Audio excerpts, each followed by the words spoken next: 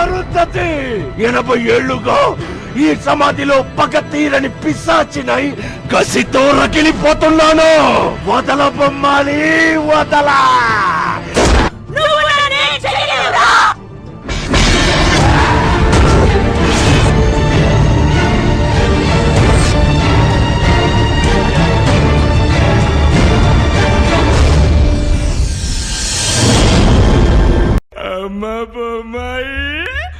அழகு பொம்மாயி, அடியே அருந்ததி, பரலண்டா உன்னை கொன்னுடுவேன். உன்னால என்ன எதுவும் பண்ண முடியாதுடா.